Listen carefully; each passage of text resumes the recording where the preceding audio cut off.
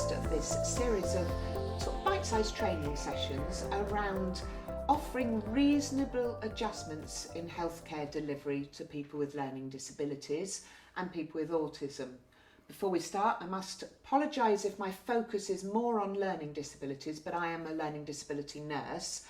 But whatever the principles, they are totally transferable to anyone who needs reasonable adjustments. The way we see it is, if you get it right for someone with a learning disability, you can get it right for anyone.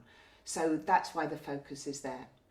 So we've broken it into 8 principles. The first, this session, is the principle of, first of all, understanding what a learning disability is.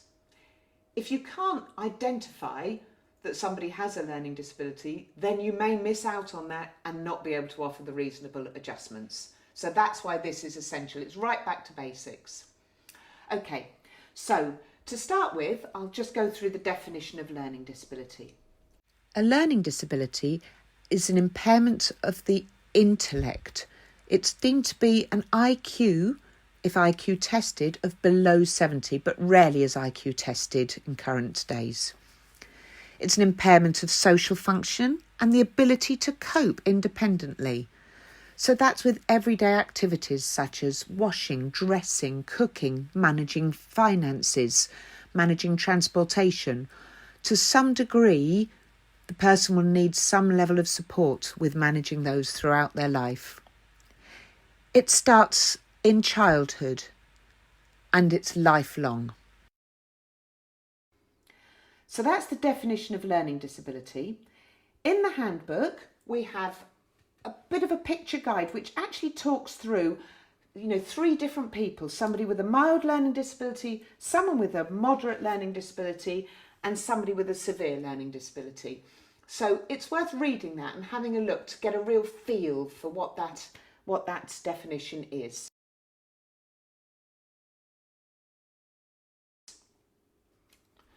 Okay, so next is what causes a learning disability. I'm only going to touch on this just to give you a bit more of an understanding of what a learning disability is. It could be caused by a chromosomal difference, resulting in a syndrome that has an underlying learning disability. Things like Down syndrome or Prader-Willi syndrome. There are many syndromes. It could be caused by an illness or an accident in their childhood. So meningitis can result in a learning disability, and an accident such as having a car accident which results in a head injury could result in a learning disability. It could be as a result of an illness or accident in pregnancy which impacts the unborn child. It could be as a result of difficulties during a difficult labour in delivering that child, resulting in oxygen starvation.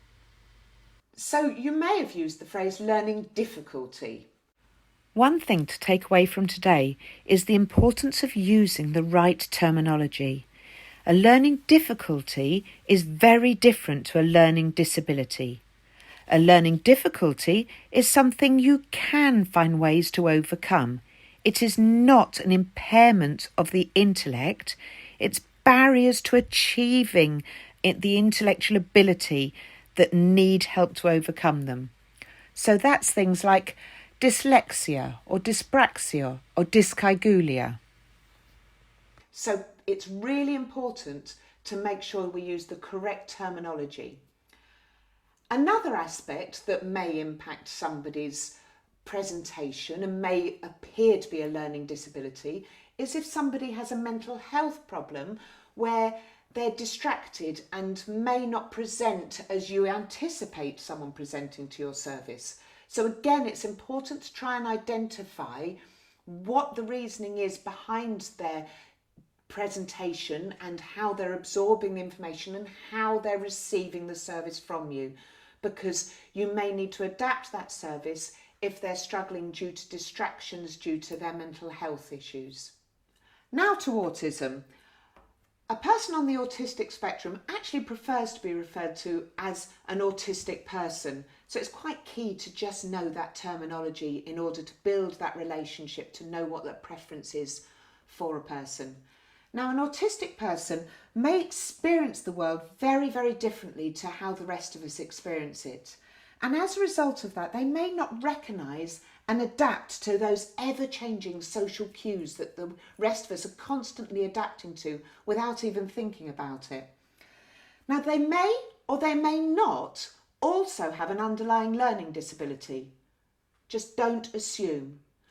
Because an autistic person communicates differently and has different social behaviours does not mean they have an underlying learning disability. Make sure you establish that, because they may, despite their unusual presentation or difficulty in the situation they're in, they may still have full capacity to make informed decisions about the healthcare you're going to deliver to them. Just to help embed some of the information I've given, I'm now going to have a chat with my colleague Gavin. Gavin is our expert by experience, which basically means he's a man with a learning disability who helps me in delivering messages to healthcare providers.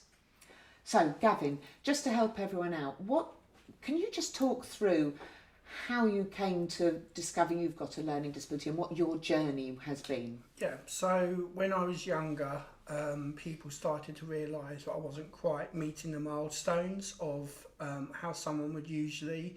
Is this when you were a toddler? This is when I was a toddler, right, yes. Okay, yeah.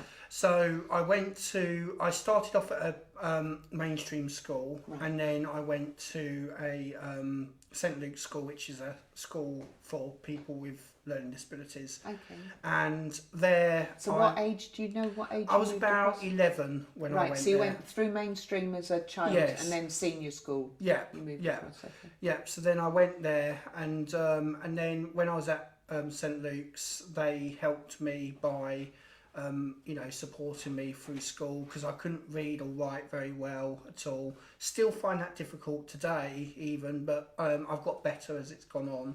And basically my learning disability is global development delay, which is sort of like a bit of everything really. Right. So I am very, very able, but I also do have barriers with my learning disability which can sometimes be difficult for health professionals even to see through, because I look so able. So sometimes when I go to a GP appointment or a hospital appointment, they don't always realise I have a learning disability because I come across so fine in myself. So looking at the definition, so what, on your social function, what help do you need in activities of daily living now then? So now I do need someone who just helps me with letters, understanding, health appointments and things, maybe even sometimes accompanying me to health appointments if need, going over letters, sometimes making sure that I understand about, bills and things. So I have someone who comes out once a week,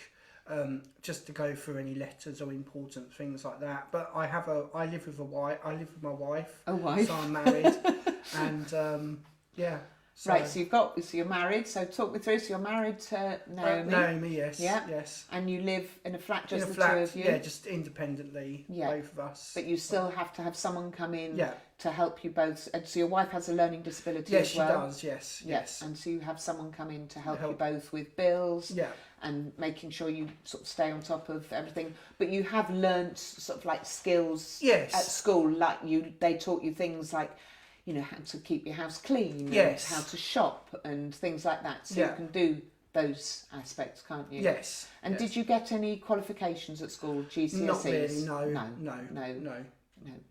Okay, that's really helpful to help people understand. And as you said, you don't look like a person who typically has a learning disability. No. So it is something for health professionals to be mindful of, isn't it? That actually don't always, judge a book by its cover. Yeah. Because for you could miss out on reasonable adjustments, which we're going to talk about later, the reasonable adjustments you need.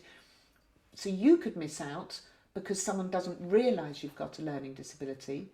But equally, health professionals shouldn't assume the other way, shouldn't they? Because someone, an autistic person, may present as having a learning disability because their behaviours are unusual when they don't. And also someone with cerebral palsy may present as as because their speech may be impaired, Yeah. as therefore people may think that they've got a cognitive impairment when they haven't. I think, what's the comedian? Is it Rosie Jones? Yes, the that's comedian. it. You know, she's an incredibly bright and comedic lady. But you could see that someone could have an unconscious bias of assuming that because her speech is different, that she's got a learning disability. So the key is establishing the facts, isn't it? And finding out what those reasonable adjustments are that someone needs. Yeah. Now's time to talk and make a pledge for what you as an individual or as a team can do to make reasonable adjustments for people with learning disabilities and autistic people. Talk about what your experience has been previously in working with people with learning disabilities in your service. Any apprehensions you had? Did you know the difference between a learning disability, a learning difficulty and autism before today? Maybe you could now pledge to read the scenarios we talked about that are in the handbook and feel more confident in identifying those people who may need reasonable adjustments. Maybe you could pledge to watch the 15-minute video that's in the handbook on autism through the eyes of autistic people. It's over to you to have a chat and make a pledge.